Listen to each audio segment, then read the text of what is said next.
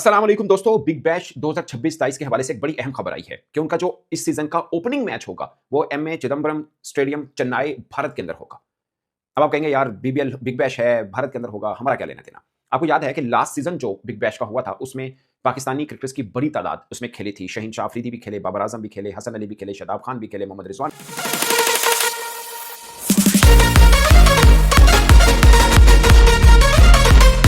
मगर big bash इंतजामिया अपना ओपनिंग मैच, जिसको सबसे बड़ा मैच कहा जाता है, वो चेन्नई में क्यों कराना चाह रहे हैं? खासकर उनको ऑस्ट्रेलिया से डायरेक्ट चेन्नई की कोई फ्लाइट नहीं है जो डायरेक्ट फ्लाइट हो।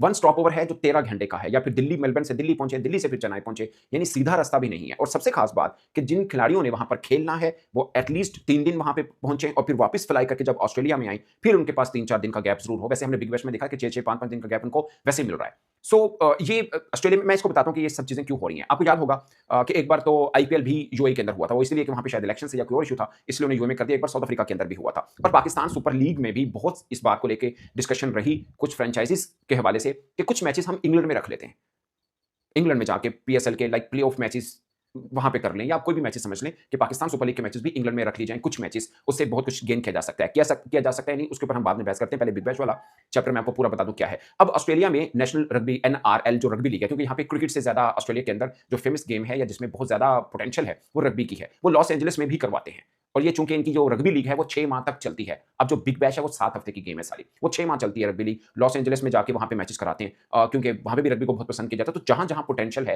ऑस्ट्रेलिया वहां पे मूव करता है अपनी गेम को। अगर आप क्रिकेटिंग पॉइंट ऑफ व्यू से बात करें तो दुनिया में 2 बेस्ट टीमें हैं, एक इंडिया और एक ऑस्ट्रेलिया, और दोनों के पास मतलब आपको ढूंढने में मुश्किल पड़ेगी कि इन दोनों में बेस्ट कौन है। अगर आप अभी रिसेंट पास में देखें तो शायद भारत का पलड़ा थोड़ा भारी हो, मगर ऑस्ट्रेलिया भी कम नहीं है। ऑफकोर्स दोनों बराबर की टक्कर की टीम है। अगर सीरीज हो तो कुछ पता ना चलेगा कौन जीत सकता है कौन नहीं जीत सकता। बट पॉइंट इज के पैसा भी ठीक ठाक क्रिकेट ऑस्ट्रेलिया के पास है, क्रिकेटर्स भी हैं, फिर भी उनको उड़कर भारत में जाने की क्या जरूरत है एक मैच के लिए? ये सबसे बड़ा सवाल है।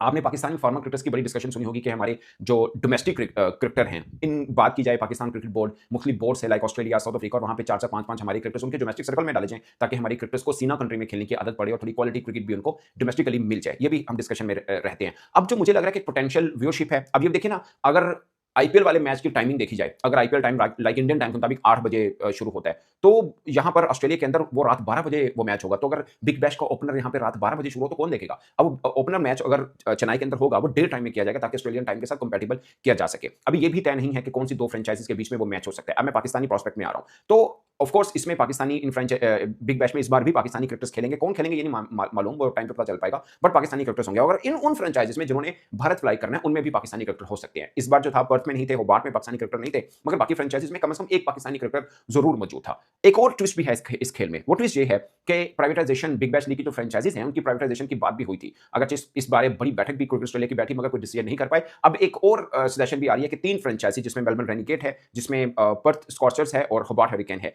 इन तीनों को पहले टेस्ट करने के लिए प्री टेस्टिंग के तौर पर इन तीनों को प्राइवेटाइज कर दिया जाए। अब पाकिस्तान में हमेशा ये डिस्कशन रहती है प्राइवेटाइजेशन का मतलब ये है कि भारतीय जो इन्वेस्टर हैं वो यहां पर आएंगे। अगर भारतीय इन्वेस्टर आएंगे तो वही प्रॉब्लम कि पाकिस्तानी क्रिकेटर को नहीं लिया जाएगा। अभी भी बहुत सी लीग ऐसी हैं, ऐसे टी20 है, इवन के वेस्ट इंडीज के अंदर भी जहां पे इंडियन ऑनर्स हैं पहले लेते थे, अब वो पाकिस्तानी क्रिकेटर्स को उस तरह से नहीं ले रहे हैं। दी 100 में भी इंडियन इन्वेस्टर आ चुके हैं। सिर्फ एक पाकिस्तानी क्रिकेटर मोहम्मद अबरार को लिया, उसके ऊपर कितना शोर मचा था। सनराइज हैदराबाद की जो मालकन है उनके ऊपर कितना दबाव बन पाया था। अब अगर बिग बैश के अंदर भी इंडियन इन्वेस्टर्स आ जाते हैं, फिर पाकिस्तानी क्रिकेटर्स उसमें आ पाएंगे नहीं आ पाएंगे, ये एक बहुत बड़ी बहस है। मगर मेरे जहन में अभी ये सवाल पैदा हो रहा है कि जो 2 बड़ी फ्रेंचाइजीज ओपनिंग मैच खेल रही होंगी चेन्नई के अंदर, उसमें एक पाकिस्तानी क्रिकेटर भी होंगे। वो बड़ा, मैं नहीं कह रहा कि कोई सफरिंग प्रॉब्लम होगा, आई डोंट थिंक सो। वो बिग बैश और क्रिकेट ऑस्ट्रेलिया और बीसीसीआई के साथ मिलकर सब मामला तय हो चुके होंगे कि तमाम खिलाड़ियों का आना जाना कोई मसला ना बन पाए। वैसे भी भारत ने तकरीबन हफ्ता पहले एक उनकी स्पोर्ट्स मिनिस्ट्री की तरफ से न्यूज आई थी कि बायलैटरल मैचेस नहीं हो सकते इंडिया और पाकिस्तान के, बट कोई भी स्पोर्ट्स इवेंट है उसमें पाकिस्तानी क्रिकेटर्स या ऑफिशियल्स के जो वीजा पॉलिसीज है उसके ऊपर कोई प्रॉब्लम नहीं होगा। टाइमली उनको वीजे मिलेंगे, बल्कि मल्टीपल वीजे भी मिल सकते हैं जो ऑफिशियल्स हैं पाकिस्तान के। सो मुझे लगता है कि इस बारे में कोई नहीं होगा, बट ये एक बड़ी अचंभे की बात होगी कि पाकिस्तानी क्रिकेटर भारत में जाकर बिग बैश के लिए खेल रहे होंगे। आई होप कि वो दो फ्रेंचाइजीज में पाकिस्तानी क्रिकेटर भी हों। मुझे लगता है कि ये बिग बैश के लिए थोड़ा होगा कि वहां के लोग, अभी जो वर्ल्ड कप 2023 हुआ था, what ever the political tension between Pakistan and India, मगर पाकिस्तानी क्रिकेटर जब वर्ल्ड कप खेलने गए थे तो बहुत आवभक्त और प्यार, सब टीमों से डिफरेंट पाकिस्तानी टीम को प्रोटोकॉल मिला था। वो चाहे एयरपोर्ट में हो, चाहे बाहर फिर रहे हो, चाहे स्टेडियम के। सिर्फ इंडिया पाकिस्तान के मैच में ऑफ कोर्स जो उनकी पब्लिक थी उन्होंने इंडिया को सपोर्ट करना था, बाकी हर जगह पे पाकिस्तान क्रिकेट टीम को ठीक ठाक किस्म की सपोर्ट मिली थी लोकल क्राउड की तरफ से, यानी इंडियंस की तरफ से। ये बड़ी समय की बात आज सबको शायद लग रही होगी, मगर यह सब हमने देखा सिर्फ 3 साल पहले की बात है। सो बिग बैश ये कर रही है कि एक बड़ी मार्केट है वर्ल्ड क्रिकेट में इंडिया, उनको कैचअप करने के लिए कि कैचअप हो। अब पाकिस्तान के अंदर जो बहस होती है कि हम पीएसएल के कुछ मैचेस इंग्लैंड में करा लेते हैं, वो क्यों होती है? वो भी इसलिए होती है कि आप लोकल वहाँ के जो इन्वेस्टर्स हैं, उनको पकड़ सकते हैं। चाहे वो पाकिस्तानी ही बिज़नेसमैन क्यों ना, क्योंकि एक बड़ी कम्युनिटी पाकिस्तान की इंग्लैंड में रहती है। और आप जब अपने कुछ मैचेस, मैं ये नहीं कह रहा कि ये तो बिग बैश का तो एक मैच है, ओपनर मैच है, बट आप अपने कुछ मैचेस कुछ मीन के 7-10 मैचेस करेंगे, वो फ्रेंचाइज़ी जो वो मैचेस खेल रही होगी, या लेट्स अज्यूम के प्ले-ऑफ मैचेस वहाँ पे हो रहे होंगे, तो एक तो फ्रेंचाइज़ीज़ के दरमियान कॉम्पिटिशन अच्छा रहेगा कि इंग्लैंड में जाकर खेलना है, और वहाँ पे वो जो फ्रेंचाइज़ीज़ क्वालीफाई कर पाएँगे, उनको लोकली स्पॉन्सर अच्छा मिल सकता है, और भी बहुत सी चीज़ें आप गेन कर सकते हैं। आपकी पॉपुलैरिटी पाकिस्तान सुपर लीग की गेन की जा सकती है। अभी वेरी अनफॉर्चुनेट कि पाकिस्तान के अंदर इस बार जियोपॉलिटिकल हालात की वजह से क्राउड को इजाज़त नहीं मिल पाई मोस्ट ऑफ द मैचेस में, बट जहाँ पे मिली, वहाँ पे लाहौर के अंदर कुछ मज़ेदार किस्म का क्राउड हुआ, बट कई जगहों पे हमने देखा कि क्राउड वैसा था भी नहीं। खासकर इससे पिछले सीज़न में पीएसएल में क्राउड देखने को नहीं मिल रहा था।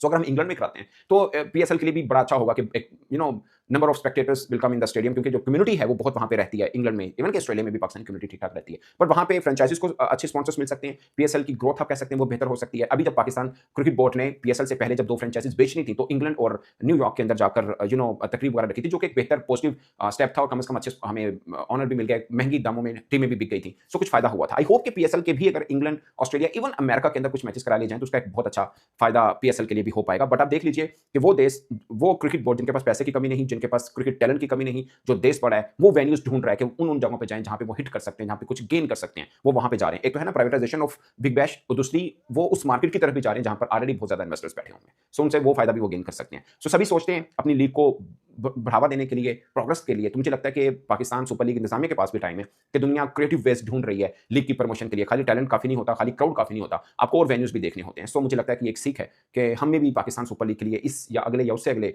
ऑडिशन के लिए, जैसे हमारी हैदराबाद की टीम है, वो अमेरिकन है ऑनर जो है, तो आप 2-4 मैचेस अगले सीज़न के या उसके अगले सीज़न में आप यूएसए में रख सकते हैं, इवन कि आप इंग्लैंड में रख सकते हैं।